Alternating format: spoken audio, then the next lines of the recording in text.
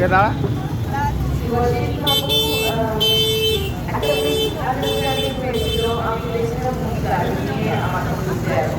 আমার একটা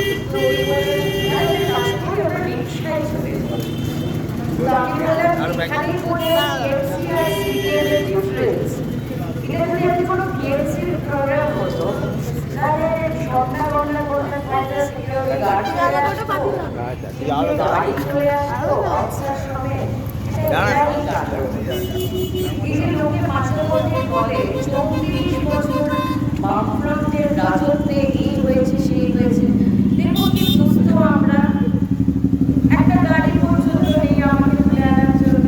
তারপরে আপনারা কি বলতে বলেন সিপিএম এই করেছিল আজকে সময়টা একটু চোখ কান খুলে চারিদিকটা দেখুন। এত নেতা মন্ত্রীদের জেল হাজত হচ্ছে, তাদেরকে বরণ করে তুলে নিয়ে আসা হচ্ছে, মানে আজকে চারিদিকে যারা খারাপ না সেলিব্রেটেড হচ্ছে, যারা অন্যায় করে তাদেরকে নিয়ে মাথায় তুলে নাচা হচ্ছে। এটাই এখনকার সাম্প্রতিক কি বলবো আমাদের সমাজের পরিচয়। প্রথমে বইগুলো পড়েছেন বলুন তো, আমি বিশেষ করে আজকের জেনারেশন বা এই 20s 30s তাদেরকে বলছি, আমি তো বই দেখলে এখনো পাগল হয়ে যাই। মনে হয় যে কিছু জীবনটা তো আর আর কয়েক বছর ভালো করে বাঁচবো, তার জন্য কবে চলে যাবো কিছু জানা নাই। তো আর কত কিছু জানার আছে, কত কিছু পড়ার আছে, কত কিছু দেখার বাকি রয়েছে, সময় নেই হাতে। একটু বই পড়ুন, একটু বাইরে যাও। আর বিশেষ করে ইয়াং মাইন্ডসদের বলবো যে মোবাইলের মুখ বুঝে না থেকে কত ভিউজ হবে, কত টাকা রোজগার হবে, শুধু সেইটা দিয়ে মাথা না ঘামিয়ে একটু মনের ব্যক্তিটা কিভাবে আরো প্রসারিত করা যায়, কিভাবে আরো ভালো মানুষ হওয়া যায়। আমার কাছে সাকসেসফুল মানুষ মানে কিন্তু অনেক বৈশ্যবাদা মানুষ নয়। আমার কাছে যে সারাদিনে সরকার সে নিশ্চিন্তে বালিশে মাথা দিয়ে ঘুমিয়ে পড়তে পারে, যার কোনো জবাবদিহি করার নেই কারোর কাছে, যার কোনো এই যে চুরি করেছি পুলিশ আসবে কিনা আমাকে তুলে নিতে, খুন করেছি পুলিশ আসবে কিনা, সিবিআই আসবে কিনা, ইডি আসবে কিনা, এইসব চিন্তা না করে যে আমরা নিশ্চিন্তে ঘুমোতে পারি, আমার কাছে সেটাই তো ভালো মানুষ। সুতরাং চারিদিকে যেটা হচ্ছে, আমার মতো আপনাদের এত কথা বলতে হবে না, আমি তো মার্কড হয়ে রয়েছি এই টিএমসি জামানায়, এই ইন্ডাস্ট্রিতেও। যারা এই লাইন দিয়ে ভাইফোঁটা দিই না, কার্নিভালে হাঁটতে পারি না, 21শে জুলাইয়ের মঞ্চে ছবি সানগ্লাস করে দিদির আসলের তলায় দাঁড়াতে পারি না, এ দল ও দল করতে পারি না, নিজের কথাটা শুনি, নিজে যেটা ঠিক মনে করি সেই কথা করেছি। তাতে আপনারাই আজকে আমাকে এই স্থানে এনেছেন।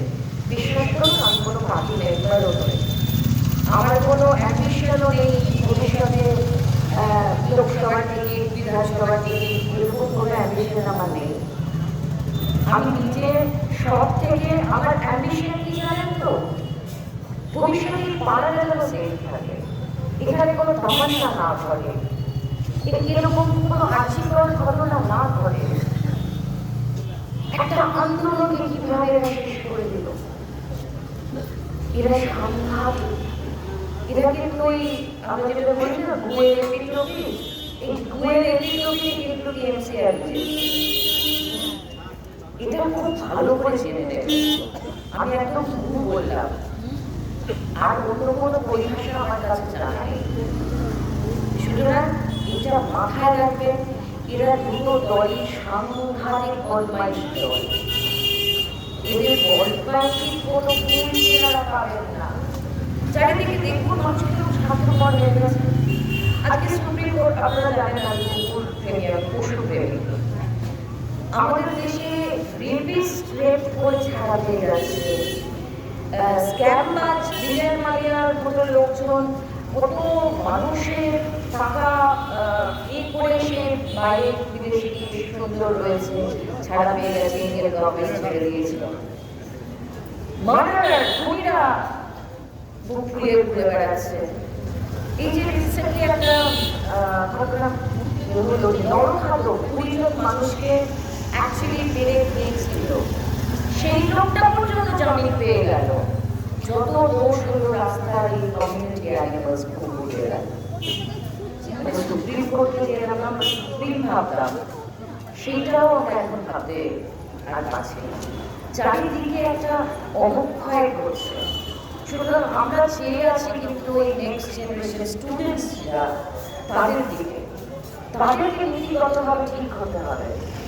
আমাদের অনেক সময় কাজে ব্যস্ত থাকি, বাচ্চাদের একটা মোবাইল করে দিলাম, মোবাইলটা না ধরে আধা ঘন্টা গল্পের বইটা ধরিয়ে দিই, সুকুমার রায় ধরিয়ে দিই। নিজের ভাষাটা ভালো করে শিখুন, তারপর ইংরেজিটা শিখুন।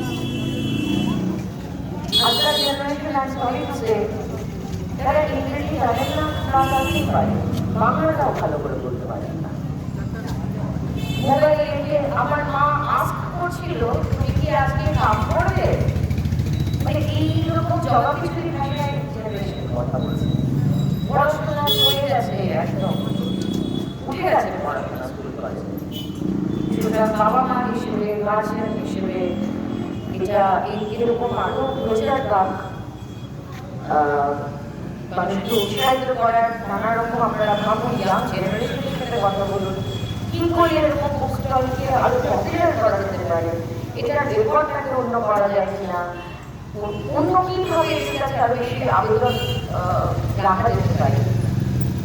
মানুষের স্পেশালি বাচ্চারা, আমি চাই আমাদের নেক্সট প্রজন্ম একটু ভালো পৃথিবীতে জন্ম নিই।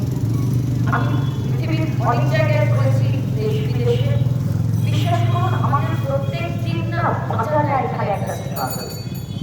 বিদেশে এরকম নয়, মানুষ অনেক স্বচ্ছন্দে আরামে থাকে, আমাদের প্রত্যেক দিন বাঁচাটা একটা স্ট্রাগল।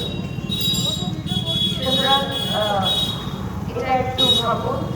আজ বলবো শরীর একটু খারাপ আজকে আমি, তবে বিশ্বাস করুন আমি কোনো ইলেকশনে দাঁড়ানোর ইন্টেনশন আমার একদমই, আর সিপিএম পার্টি ওইভাবে সিনেমা করে বলে কাউকে চায় না। সুতরাং এরা এখনো পর্যন্ত কিছু নীতি মেনে চলে, সেই কারণে সফল। কিন্তু আমাদের এই কুকুর বিড়ালের কাছে না থাকলে আমি এবার ঠিক বলতে কাউকে বলতে না। এটা একটা খুব বড় একটা মুভমেন্ট হতে চলেছে সুপ্রিম কোর্টের সংবিধান বিরোধী, প্রকৃতি বিরোধী। আপনারা পাড়ায় বাচ্চাগুলোকে দেখে আসবেন। এই ভালো থাকুন, লড়াইয়ে থাকুন।